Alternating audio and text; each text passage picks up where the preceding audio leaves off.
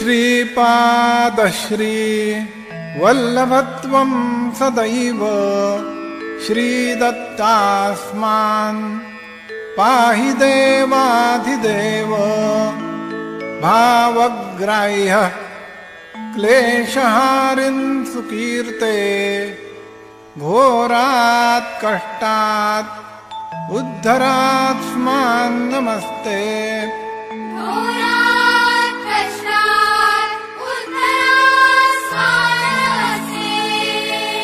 त्वन्नो माता त्वं पिता प्तोऽधिपस्त्वं त्राता योगः क्षेमकृत् सद्गुरुस्त्वं त्वं सर्वस्वं नो प्रभो विश्वमूर्ते। घोरात् कष्टात् उद्धरात्स्मान् नमस्ते।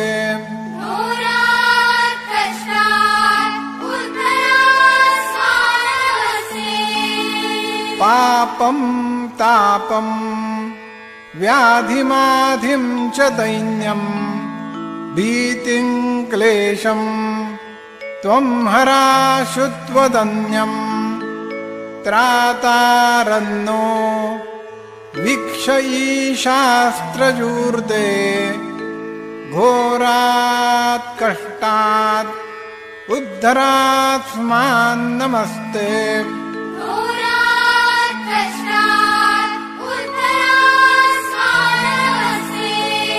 नान्यस्त्राता नापि दाता न भर्ता त्वत्वो देव त्वं शरण्योकहर्ता। कुर्वात्रेयानुग्रहं पूर्णराते घोरात् कष्टात् उद्धरात्स्मान् नमस्ते।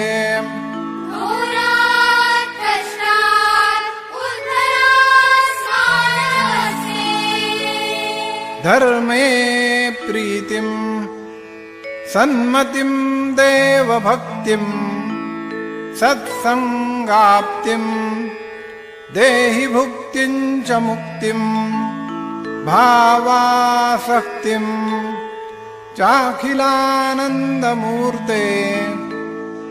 घोरात् कष्टात् उद्धरात्स्मान् नमस्ते।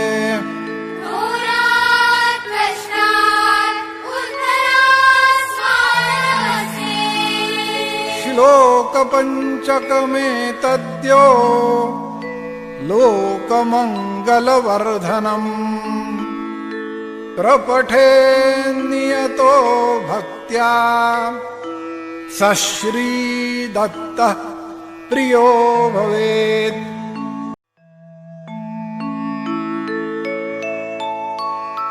श्रीपादश्री वल्लभत्वं सदैव श्रीदत्तास्मान् पाहि देवाधिदेव। भावग्राह्यः क्लेशहारिन् सुकीर्ते घोरात् कष्टात् उद्धरात्स्मान् नमस्ते।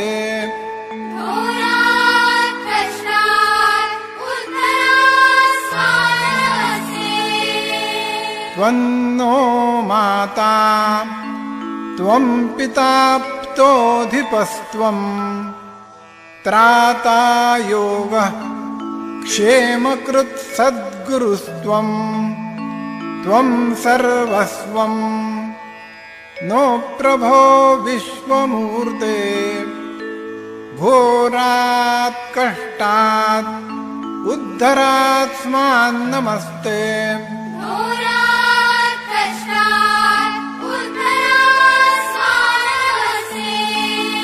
पापं तापं व्याधिमाधिं च दैन्यं भीतिं क्लेशं त्वं हराशु त्वदन्यं।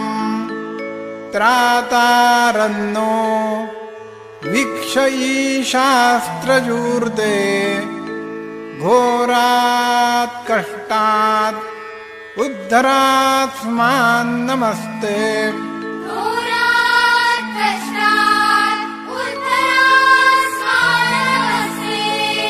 नान्यस्त्राता नापि दाता न भर्ता त्वत्वो देव त्वं शरण्योकहर्ता।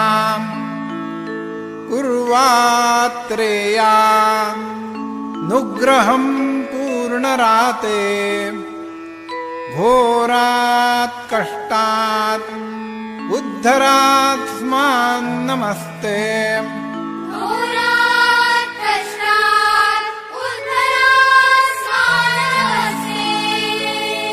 धर्मे प्रीतिं सन्मतिं देवभक्तिं सत्संगाप्तिं देहि भुक्तिं च मुक्तिं भावासक्तिं चाखिलानन्दमूर्ते।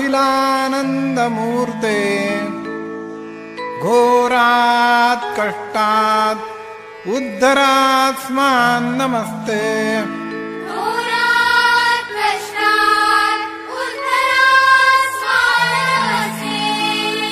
श्लोकपञ्चकमेतद्यो लोकमङ्गलवर्धनम् प्रपठेन्नियतो भक्त्या स श्रीदत्तः प्रियो भवेत्।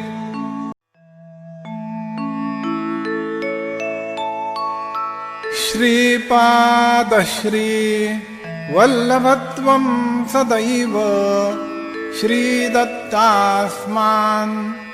पाहि देवाधिदेव। भावग्राह्यः क्लेशहारिन् सुकीर्ते घोरात् कष्टात् उद्धरात्स्मान् नमस्ते।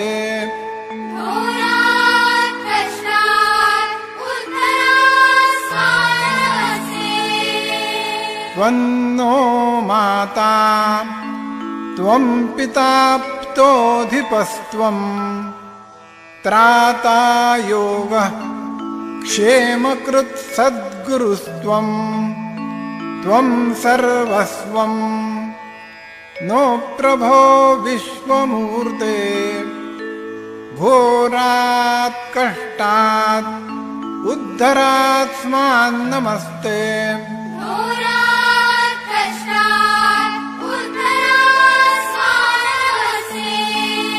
पापं तापं व्याधिमाधिं च दैन्यं भीतिं क्लेशं त्वं हराशुत्वदन्यं।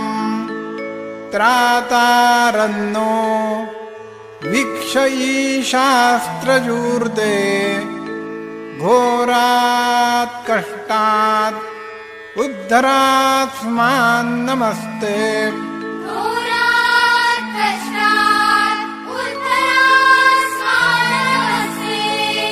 नान्यस्त्राता नापि दाता न भर्ता त्वत्वो देव त्वं शरण्योकहर्ता।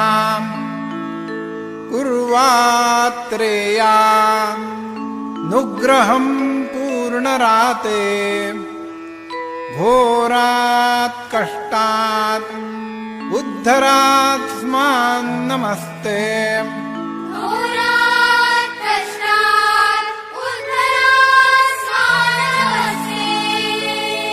धर्मे प्रीतिं सन्मतिं देवभक्तिं सत्संगाप्तिं देहि भुक्तिं च मुक्तिं भावासक्तिं चाखिलानन्दमूर्ते।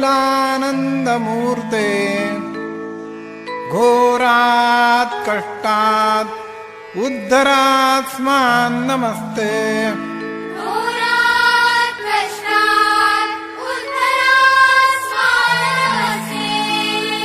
श्लोकपञ्चकमेतद्यो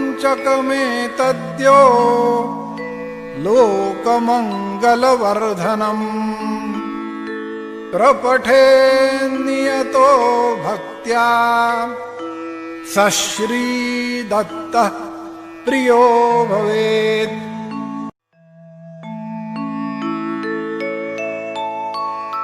श्रीपादश्री वल्लभत्वं सदैव श्रीदत्तास्मान् पाहि देवाधिदेव। भावग्राह्यः क्लेशहारिन् सुकीर्ते घोरात् कष्टात् उद्धरात्स्मान् नमस्ते।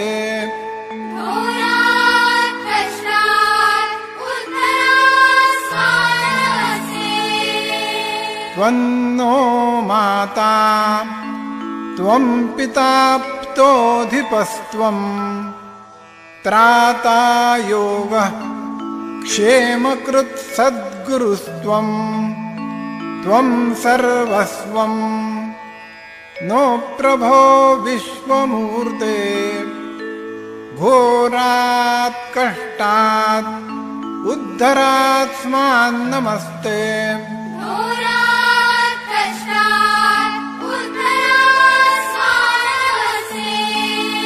पापं तापं व्याधिमाधिं च दैन्यं भीतिं क्लेशं त्वं हराशु त्वदन्यं। त्रातारन्नो वीक्षयीशास्त्रजूर्ते घोरात् कष्टात् उद्धरात्स्मान् नमस्ते।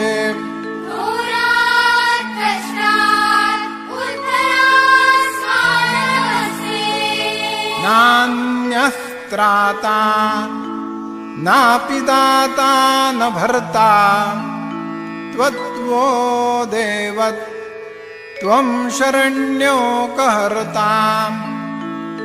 कुर्वात्रेयानुग्रहं पूर्णराते घोरात् कष्टात् उद्धरात्स्मान् नमस्ते।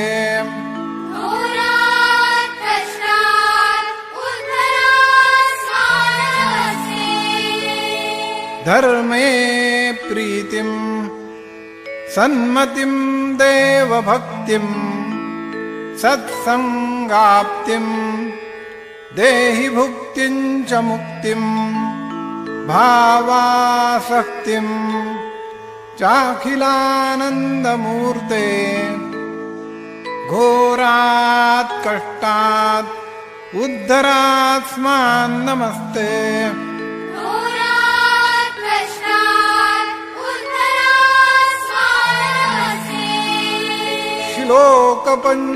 श्लोकपञ्चकमेतद्यो लोकमङ्गलवर्धनम् प्रपठेन्नियतो भक्त्या स श्रीदत्तः प्रियो भवेत्।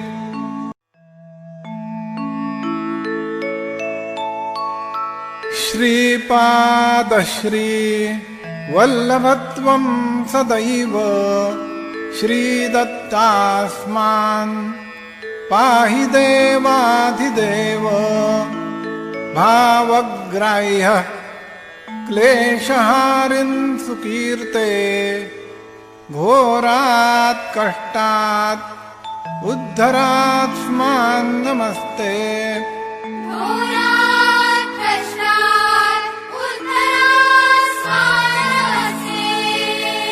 त्वन्नो माता त्वं पिता प्तोऽधिपस्त्वं त्राता योगः क्षेमकृत् सद्गुरुस्त्वं त्वं सर्वस्वं नो प्रभो विश्वमूर्ते।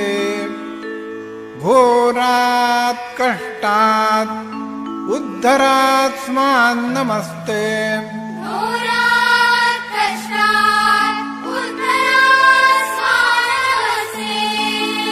पापं तापं व्याधिमाधिं च दैन्यं भीतिं क्लेशं त्वं हराशुत्वदन्यं त्रातारन्नो वीक्षयीशास्त्रजूर्ते घोरात् कष्टात् उद्धरात्स्मान् नमस्ते।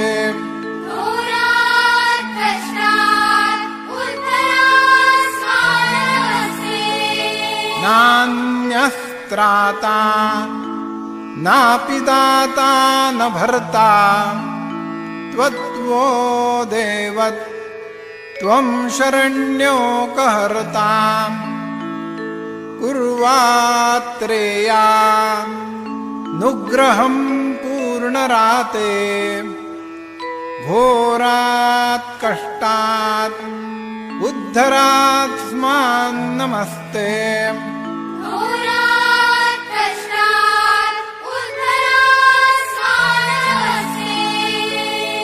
धर्मे प्रीतिं सन्मतिं देवभक्तिं सत्संगाप्तिं देहि भुक्तिं च मुक्तिं भावासक्तिं चाखिलानन्दमूर्ते घोरात् कष्टात् उद्धरात्स्मान् नमस्ते।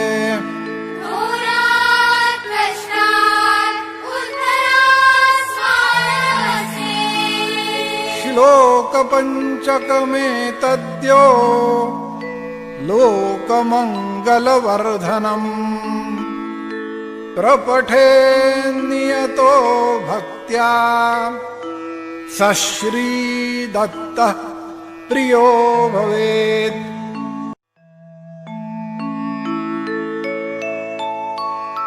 श्रीपादश्री वल्लभत्वं सदैव श्रीदत्तास्मान् पाहि देवाधिदेव।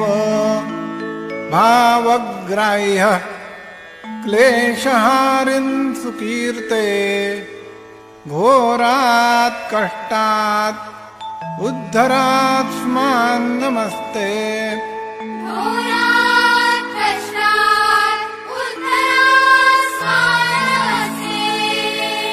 त्वन्नो माता त्वं पिता प्तोऽधिपस्त्वं त्राता योगः क्षेमकृत् सद्गुरुस्त्वं त्वं सर्वस्वं नो प्रभो विश्वमूर्ते घोरात् कष्टात् उद्धरात्स्मान् नमस्ते।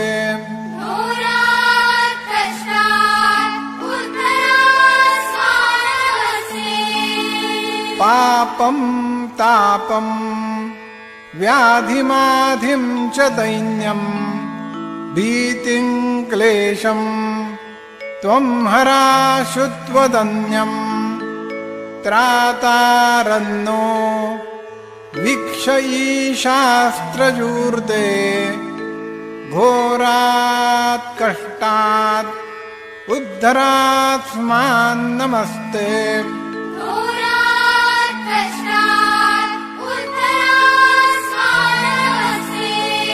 नान्यस्त्राता नापि दाता न भर्ता त्वत्वो देव त्वं शरण्योकहर्ता कुर्वात्रेयानुग्रहं पूर्णराते घोरात् कष्टात् उद्धरात्स्मान् नमस्ते।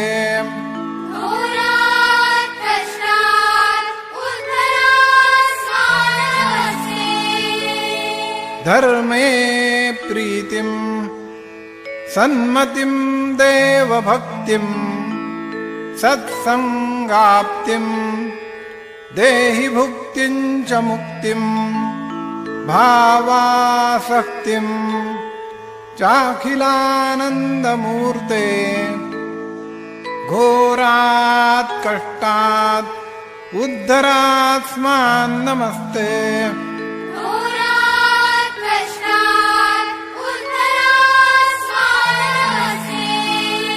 श्लोकपञ्चकमेतद्यो लोकमङ्गलवर्धनम् प्रपठेन्नियतो भक्त्या स श्रीदत्तः प्रियो भवेत्।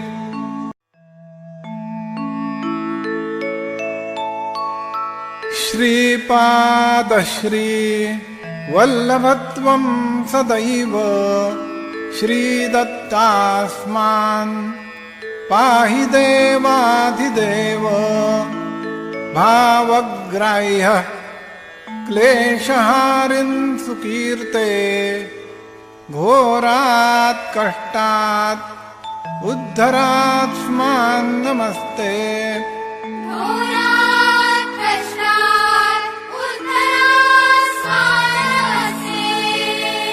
त्वन्नो माता त्वं पिता प्तोऽधिपस्त्वं त्राता योगः क्षेमकृत् सद्गुरुस्त्वं त्वं सर्वस्वं नो प्रभो विश्वमूर्ते। घोरात् कष्टात् उद्धरात्स्मान् नमस्ते।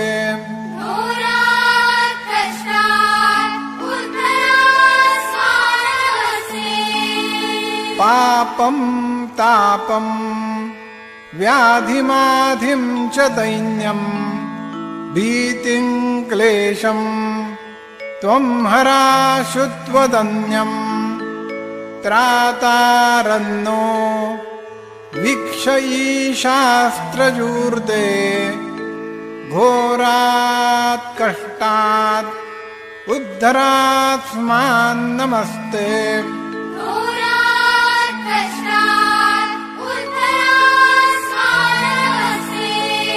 नान्यस्त्राता नापि दाता न भर्ता त्वत्वो देव त्वं शरण्योकहर्ता। कुर्वात्रेया नुग्रहं पूर्णराते घोरात् कष्टात् उद्धरात्स्मान् नमस्ते।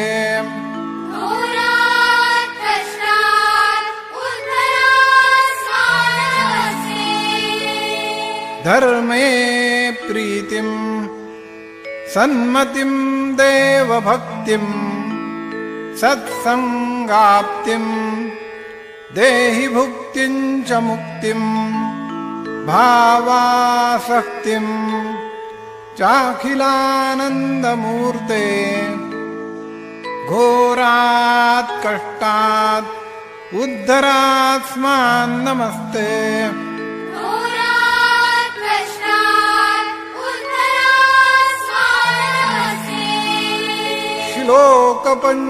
श्लोकपञ्चकमेतद्यो लोकमङ्गलवर्धनम् प्रपठेन्नियतो भक्त्या स श्रीदत्तः प्रियो भवेत्।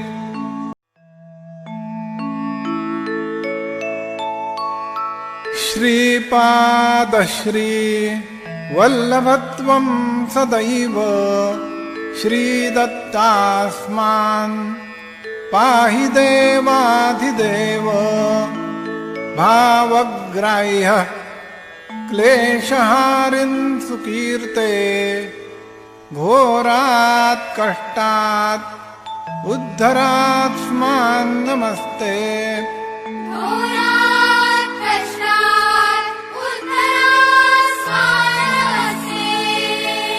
त्वन्नो माता त्वं पिता प्तोऽधिपस्त्वं त्राता योगः क्षेमकृत् सद्गुरुस्त्वं त्वं सर्वस्वं नो प्रभो विश्वमूर्ते।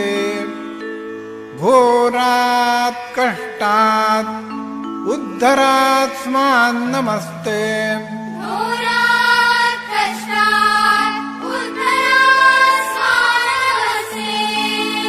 पापं तापं व्याधिमाधिं च दैन्यं भीतिं क्लेशं त्वं हराशुत्वदन्यम्।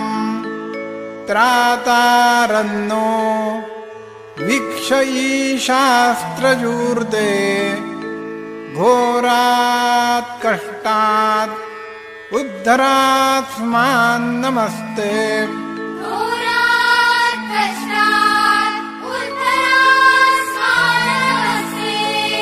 नान्यस्त्राता नापि दाता न भर्ता त्वत्वो देव त्वं शरण्यो कहर्ता। कुर्वात्रेया नुग्रहं पूर्णराते घोरात् कष्टात् उद्धरात्स्मान् नमस्ते।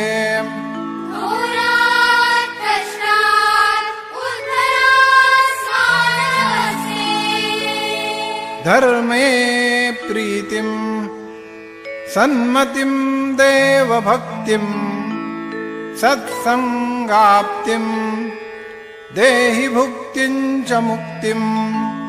भावासक्तिं चाखिलानन्दमूर्ते घोरात् कष्टात् उद्धरात्स्मान् नमस्ते।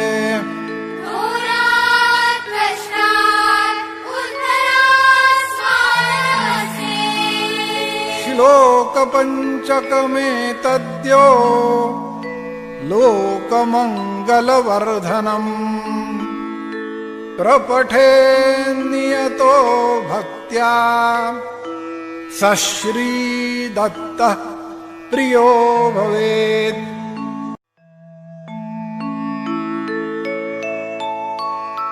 श्रीपादश्री वल्लभत्वं सदैव श्रीदत्तास्मान् पाहि देवाधिदेव। भावग्राह्यः क्लेशहारिन् सुकीर्ते घोरात् कष्टात् उद्धरात्स्मान् नमस्ते।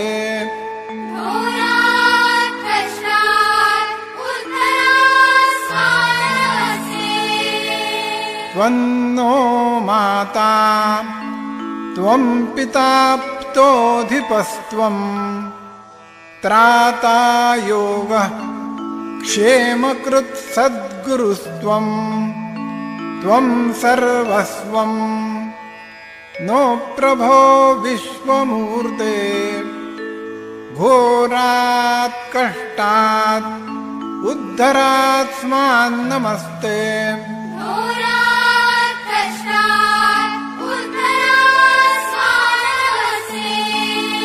पापं तापं व्याधिमाधिं च दैन्यं भीतिं क्लेशं त्वं हराशुत्वदन्यम्। त्रातारन्नो वीक्षयीशास्त्रजूर्ते घोरात् कष्टात् उद्धरात्स्मान् नमस्ते।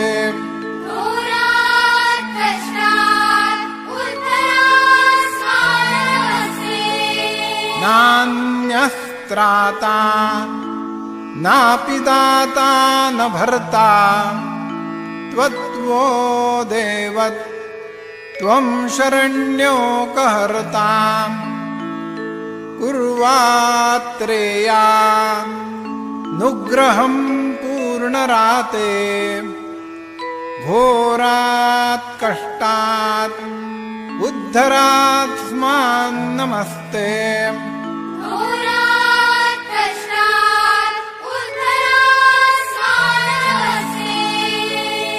धर्मे प्रीतिं सन्मतिं देवभक्तिं सत्संगाप्तिं देहि भुक्तिं च मुक्तिं भावासक्तिं चाखिलानन्दमूर्ते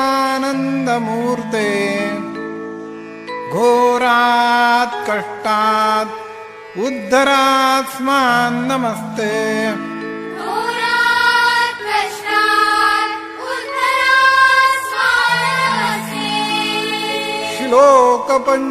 श्लोकपञ्चकमेतद्यो लोकमङ्गलवर्धनम् प्रपठेन्नियतो भक्त्या स श्रीदत्तः प्रियो भवेत्।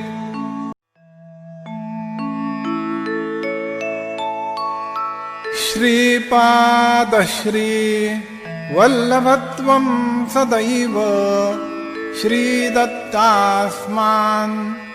पाहि देवाधिदेव भावग्राह्यः क्लेशहारिन् सुकीर्ते घोरात् कष्टात् उद्धरात्स्मान् नमस्ते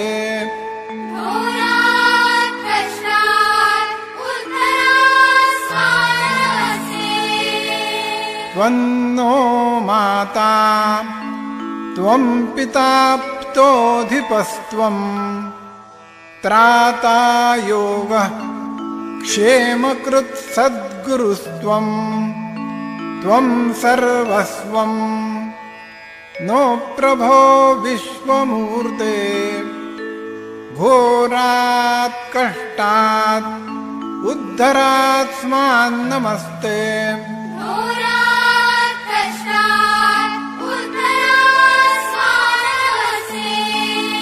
पापं तापं व्याधिमाधिं च दैन्यं भीतिं क्लेशं त्वं हराशु त्वदन्यं त्रातारन्नो वीक्षयीशास्त्रजूर्ते घोरात् कष्टात् उद्धरात्स्मान् नमस्ते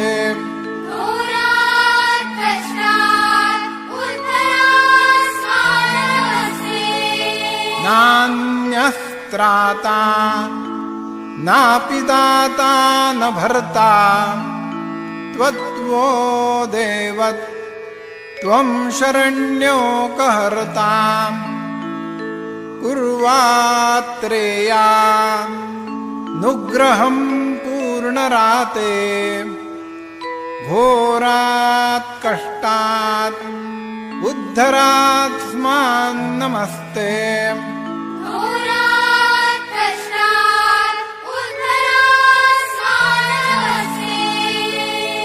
धर्मे प्रीतिं सन्मतिं देवभक्तिं सत्संगाप्तिं देहि भुक्तिं च मुक्तिं भावासक्तिं चाखिलानन्दमूर्ते घोरात् कष्टात् उद्धरात्स्मान् नमस्ते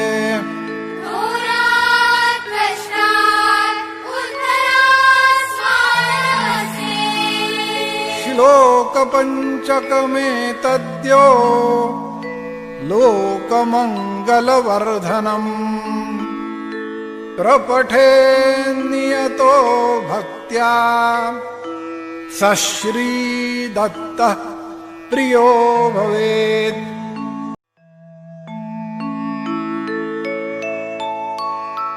श्रीपादश्री वल्लभत्वं सदैव श्रीदत्तास्मान्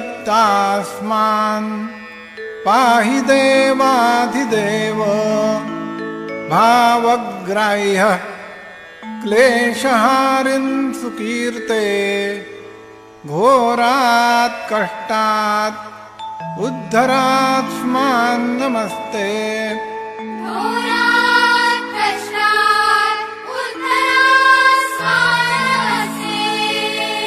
त्वन्नो माता त्वं पिता प्तोऽधिपस्त्वं त्राता योगः क्षेमकृत् सद्गुरुस्त्वं त्वं सर्वस्वं नो प्रभो विश्वमूर्ते घोरात् कष्टात् उद्धरात्स्मान् नमस्ते।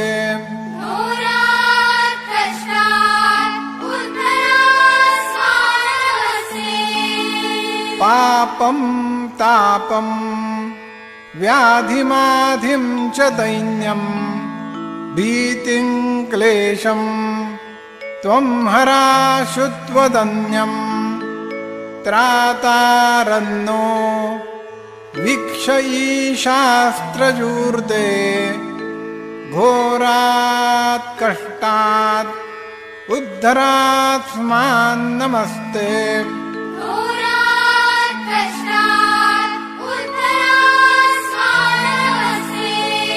नान्यस्त्राता नापि दाता न भर्ता त्वत्वो देव त्वं शरण्योकहर्ता कुर्वात्रेया नुग्रहं पूर्णराते घोरात् कष्टात् उद्धरात्स्मान् नमस्ते।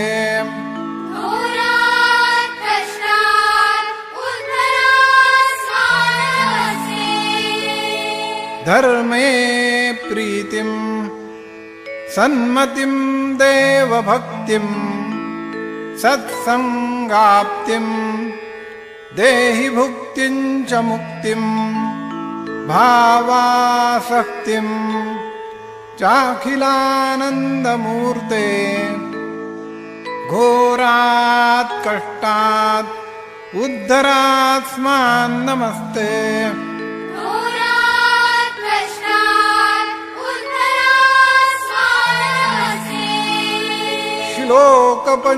श्लोकपञ्चकमेतद्यो लोकमङ्गलवर्धनम् प्रपठेन्नियतो भक्त्या स श्रीदत्तः प्रियो भवेत् इति श्रीमत्परमहंसपरिव्राजकाचार्य वासुदेवानंद सरस्वती टेम्बे स्वामी विरचित श्रीपाद श्रीवल्लभ अघोर कष्टोद्धारण स्तोत्रं संपूर्णम्।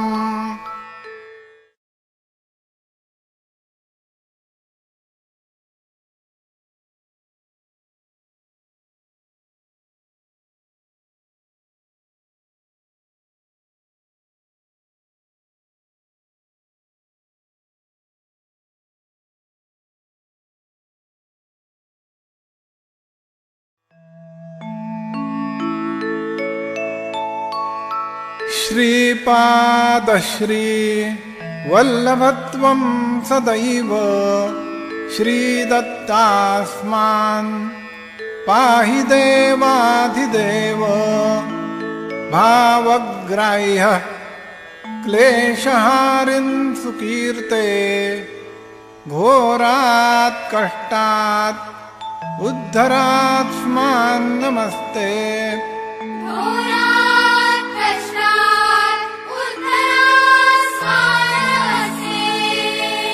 त्वन्नो माता त्वं पिता प्तोऽधिपस्त्वं त्राता योगः क्षेमकृत् सद्गुरुस्त्वं त्वं सर्वस्वं नो प्रभो विश्वमूर्ते घोरात् कष्टात् उद्धरात्स्मान् नमस्ते।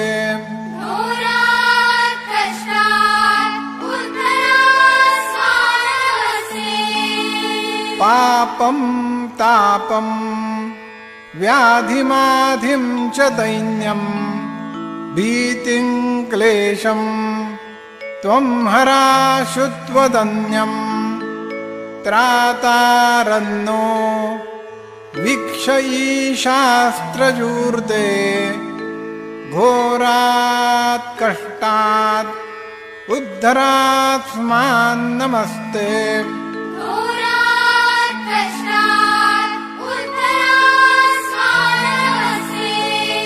नान्यस्त्राता नापि दाता न भर्ता त्वत्वो देव त्वं शरण्यो कहर्ता कुर्वात्रेया नुग्रहं पूर्णराते घोरात् कष्टात् उद्धरात्स्मान् नमस्ते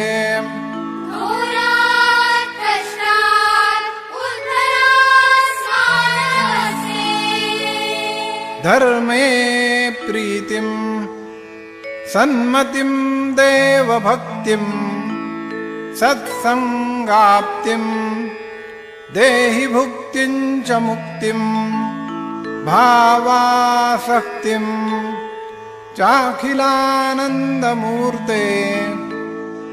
घोरात् कष्टात् उद्धरात्स्मान् नमस्ते